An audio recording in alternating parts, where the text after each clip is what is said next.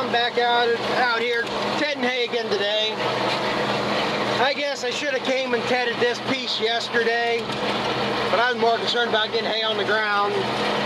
This is the first piece I cut 2 days ago,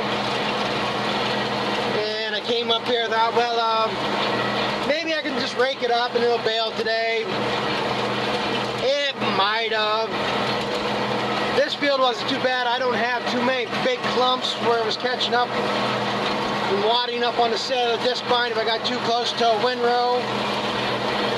But you can see how I kind of streaked it, and that's because the hay being thin, the way the blade's cut and it sends it through the conditioners, that's the way it ends up. Well, you know, it's not an even mat, it's thick, so I got some areas that are greener than others. Not real green, but green enough I'd hesitate raking it and taking a chance it would be fine that way. So I decided I'm going to ted this out. That piece up there I'm not going to ted out. That's crap hay, rain's on it, I don't care. I can rake it up, let it lay 2 more days, whatever. It'll get dry enough to bale that way. It's a lot of dead stuff in that. And there's 2 pieces over there across the road. Same thing. The one, like I say, could be feedable, but it's not the high priority hay. If I can get it, I get it. If not, it'll be bedding. But other than that, it is going to be a complete change of plans today now. Changing my mind on what I'm doing.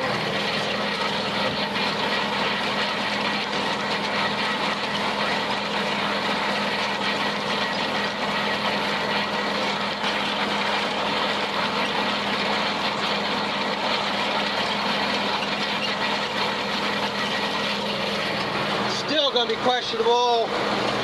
This should bale tomorrow. I'm not going to hold my breath on it. So this is why this all changed. Look at the weather forecast today, and now they got the rain out for Wednesday. But it says mostly cloudy. So whether that's going to dry hay enough to bale, this will be dry enough to bale tonight. I might come out here and start raking this tonight. But if we get dew on it tomorrow, whether it'll dry out enough tomorrow to bale it. But the next 10-day forecast, there's no rain in it. So I'm at the point, okay, today, plan is today. I'm going out there and tedding what I haven't tedded yet, what I mowed yesterday, get everything tedded out. I looked at what I tedded last night, and there's a good chance I might not have to ted it again. It ain't bad, but it's like here, some of this, like clumps like that, tedded out, they just throw it back, so it's not completely scattered. But as clear as it is today, this sun heats up the ground. It should help sweat that out pretty good. So there's a chance I might not have to ted that again. But then again, everything hinges whether we get enough sun tomorrow where they can start raking and baling some. If not, Thursday and Friday's good. We should be able to bale it then. And then I can worry about this other stuff. And then if the forecast stays like it is, Friday, might just decide to go mow some. Like I say, this starting Friday, Saturday screws it up for me for a few days, off and on. So I gotta help my wife get ready for the fair, move stuff around for the fair. We have to have everything there by Sunday. The fair starts Monday, so. Like I say, just keep moving along, and then eventually things work out. Hopefully.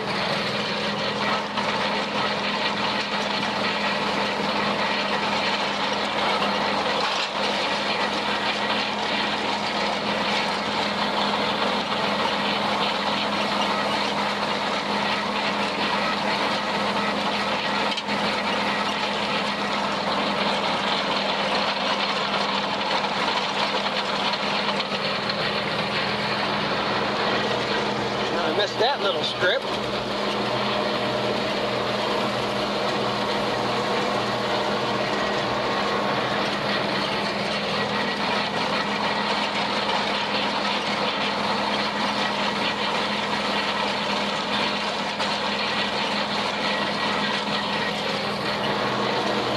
one problem tedding out when it gets dry.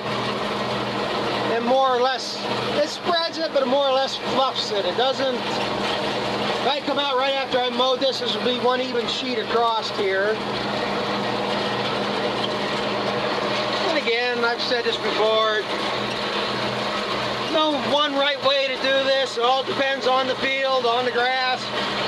And like I say, if this was clover or alfalfa, yeah, tend it out right after it's green, right after you mow it. It starts getting dry, you lose leaf.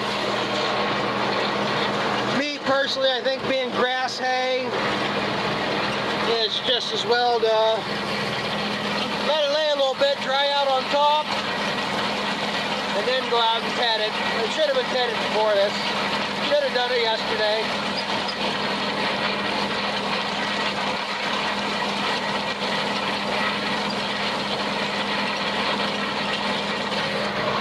That right there is what I ended up a lot in the other fields. And that's the big problem. I just saw all that green that just fluffed up in that. Some of these heavier fields I got onto, I got 5 times as big of a wad. And when that happened to do, just like I'm going to do here, loop around and go hit it a second time. Because it's so heavy, it's best to kind of split it.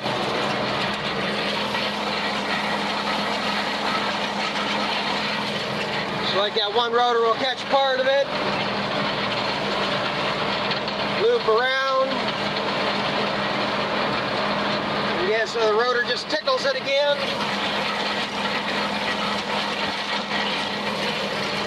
And that helps spread it out a little bit better. Well, I gotta go finish the next field and then bring it back in one of the other ones. Now this is the last piece I cut last night.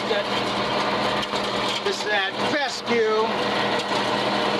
So this is a little bit greener.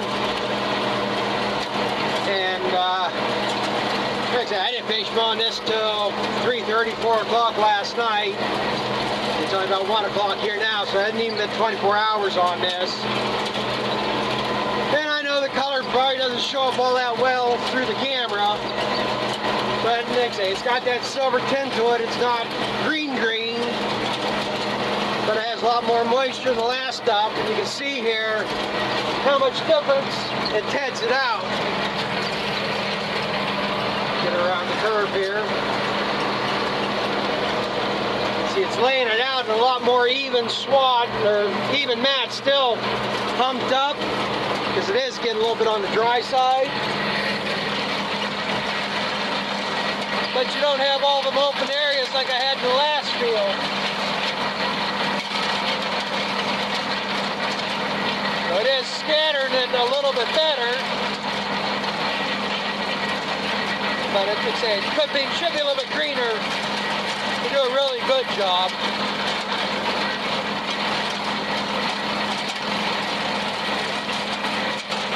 And some spots do better. Again, some of these little heavier areas, it spreads out better.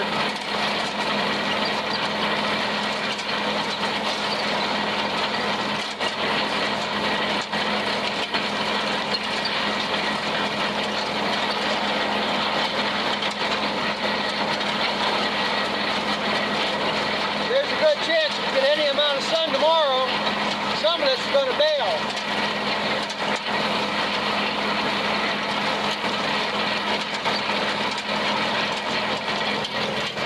Watch where I'm going here. This one field I really am not crazy about chopping. And I got hills in the fields. Some are way worse than this. But I always hate coming down that corner right there. Try to work this so I never have more than a half a load on when I do it. Too much pushing, next thing you jackknife.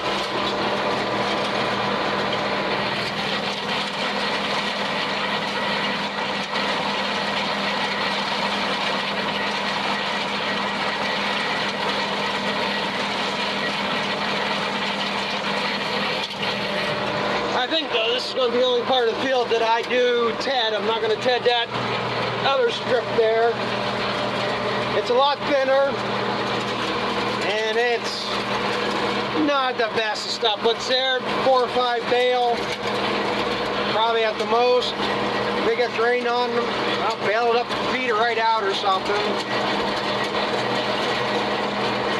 I like to go into a field and do the whole damn thing at one time.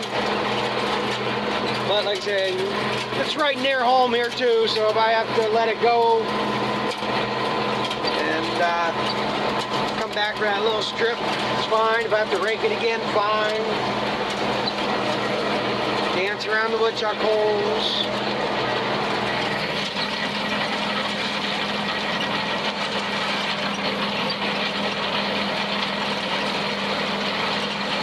A lot of green there.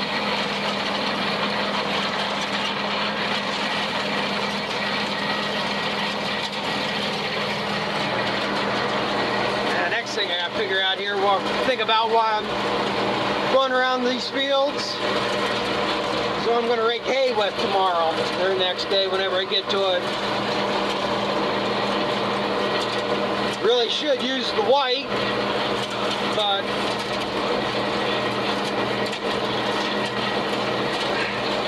as long as I'm gonna be out here raking, because a lot of this is gonna have to be doubled up. I'd rather use the Ford here with the cab, because one thing I have an easy time of doing is burning the top of my head. I mean, I got a cap or something I can put on, but I might just go ahead and put the Ford on it anyhow. I would use the white if I had a canopy on it. I always liked the whites with a canopy, or tractors in general with a canopy. But I never got one for that or looked into it even. Even though social media has for me. I think I've told this before. If you don't think your computer and your phone and your tablets aren't spying on you, you are nuts. I'm almost certain I've told this before, but I watched a video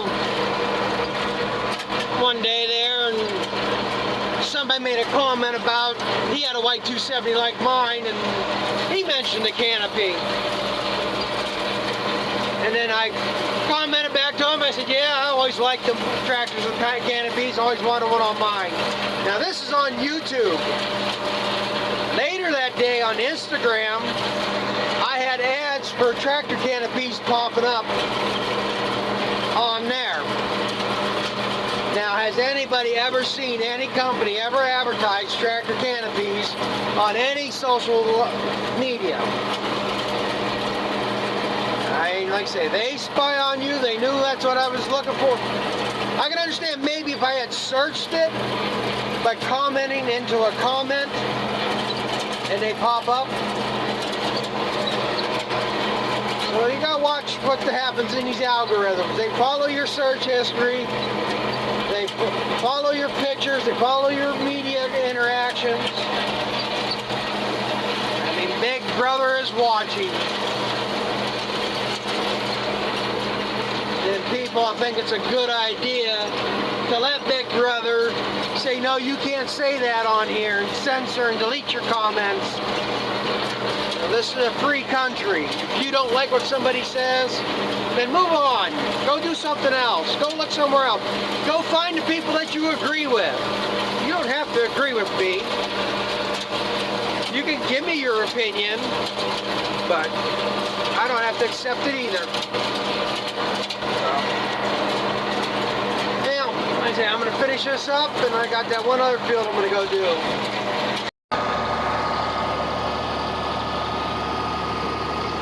Well, I decided I'm going to use the white. Really start raking some of this. Probably too late in the day to really be worried about this, but kind of experimenting. Hopefully maybe something will get drying up. I'm going to rake this up. And I might go down there and start raking some of that up or something. But put a cap on, save me hooking tractors back and forth.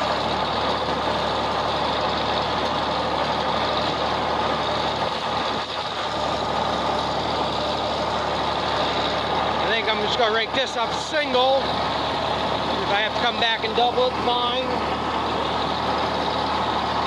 Double them up or rake them over if I have to.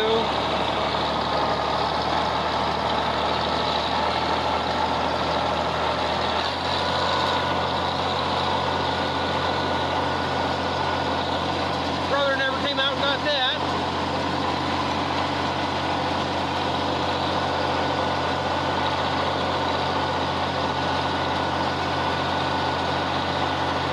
It's going to be a problem. It's going to be this stuff down in here.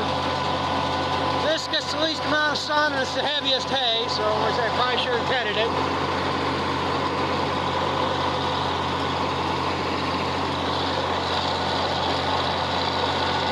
I'll just make hay like we used to. We never had a tedder years ago.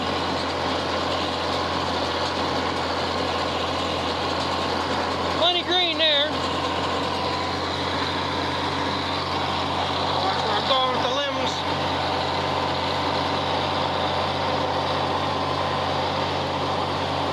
Like I say, we used to just rake it and then re-rake it.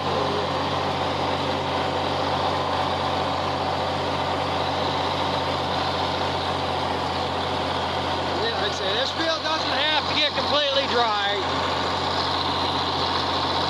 This side, this half here stays green. I'll just bail it up a little green and feed it right out. Feeding hay every day anyhow.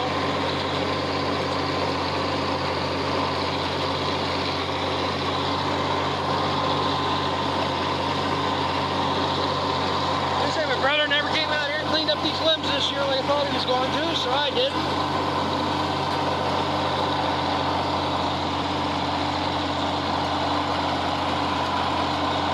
That's already dried up quite a bit in the last couple hours.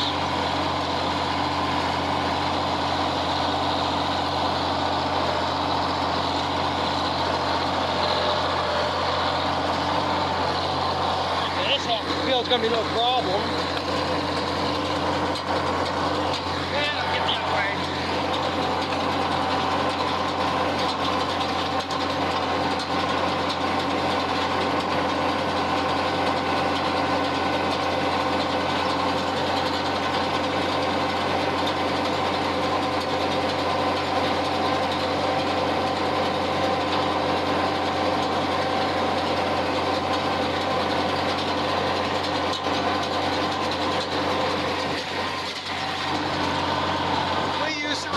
Right out, and then after we started baling, somebody would come back and rake that back swat in.